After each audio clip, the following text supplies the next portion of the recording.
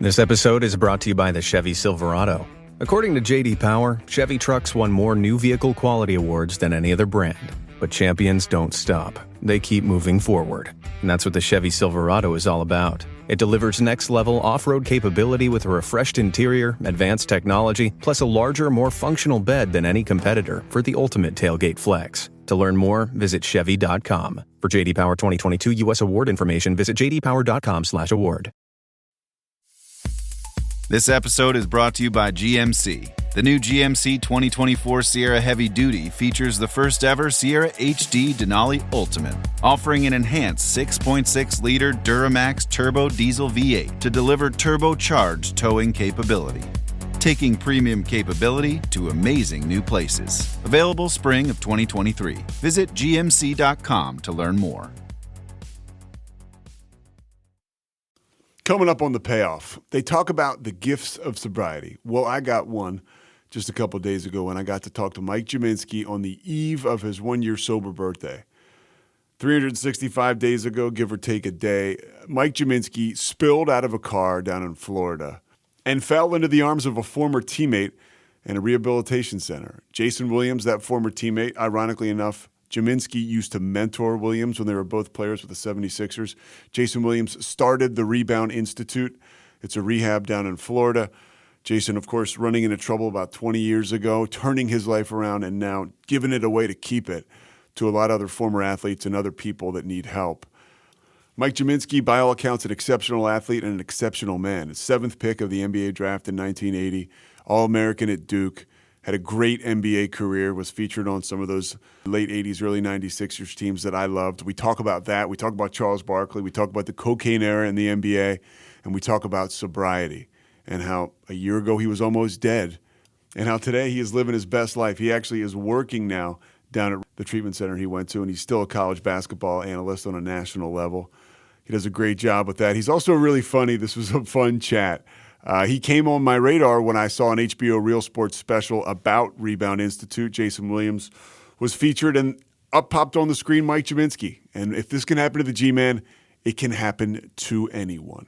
The guy personified polish on and off the court, and he's doing it in sobriety too. But first, a guy who would throw parties back in 1988 when G-Man came to the Sixers. My parents would go to Acme. Kevin would throw a party, and I liked him for that.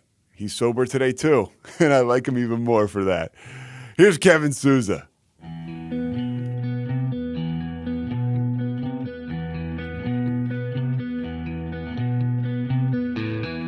Stand by the ocean floor. Yeah, Mike Gminski. yeah, Pete. Hey, man, what's going on? I'm just hanging out. I'm working at the place where I did my inpatient last summer. So you're at Rebound right now. I'm at Rebound right now. I've been dying to talk to you. No problem. There's so much to get to, and I want to talk a little basketball too, just because I grew up a basketball fan. I grew up watching you. I remember, Mike. I remember when you got your ear pierced in 1990. I was. I was it was like a month or so after that. We were on a commercial flight, and this woman was glaring at me, and she goes, "You were the reason my 11-year-old son got his ear pierced." So the Sixers were people that don't know. At the start of the 1990 season, you said what if you won 10 games or something, you guys would get an earring?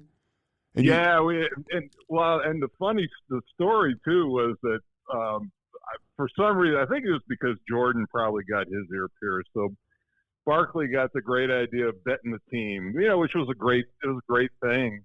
And so we made the bet. We wound up winning, I forget, like 12 games in a row, I think. And but we went away to All-Star break. So I went down to Atlantic City, and I got my ear pierced on the pier down in AC at a place called the Piercing Pagoda.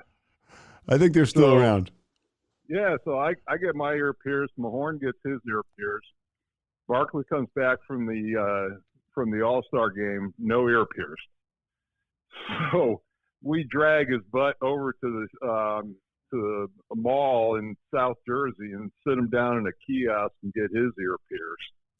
And so then we're going out to playing Golden State, and it's not long after we had all this stuff done. So we came up with the bright idea of putting Band-Aids over our earlobes because you couldn't wear jewelry.